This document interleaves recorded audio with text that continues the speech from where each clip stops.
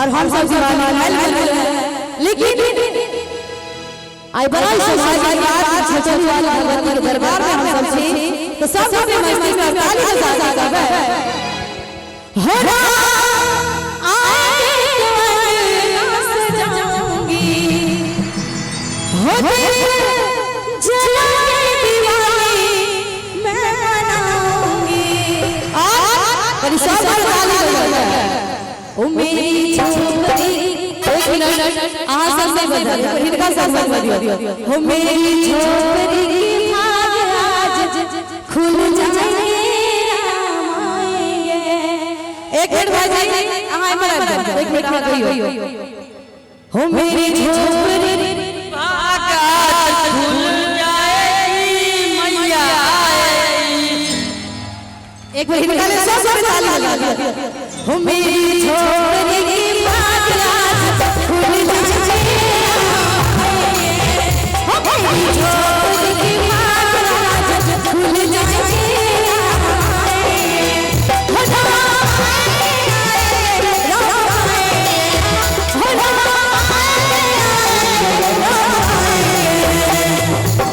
और माता राव सारी बजा हो मेरी छोकरी की बात आज खुल जाएगी हो मेरी छोकरी की बात आज खुल जाएगी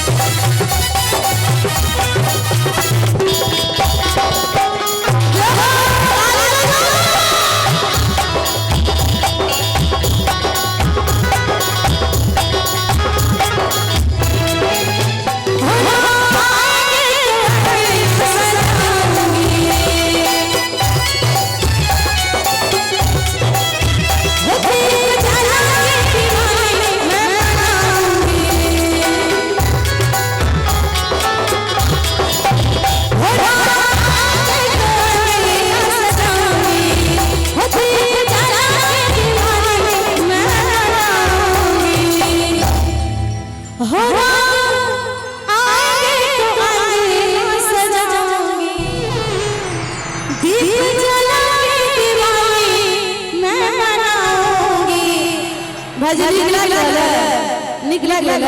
कहा कि हर शाम में चरागों से जला रही है सर्द में हवाओं से लगा रही है कि हर शाम में चरागों से जला रही है सर्द में हवाओं से लगा रही है न जाने की हम प्यारा मेरी मैया रानी इसीलिए अपने छछनों की हर गली में फूलों से सजा रही है फूलों से सजा रही है सब मेरी छोकरी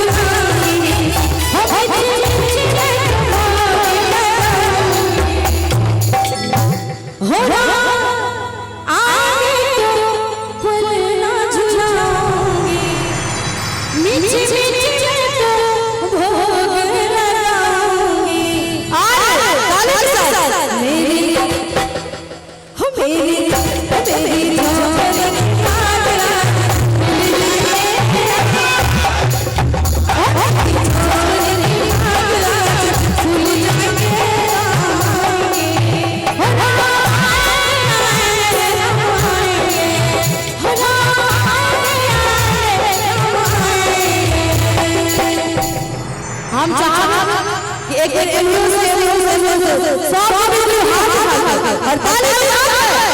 हैं।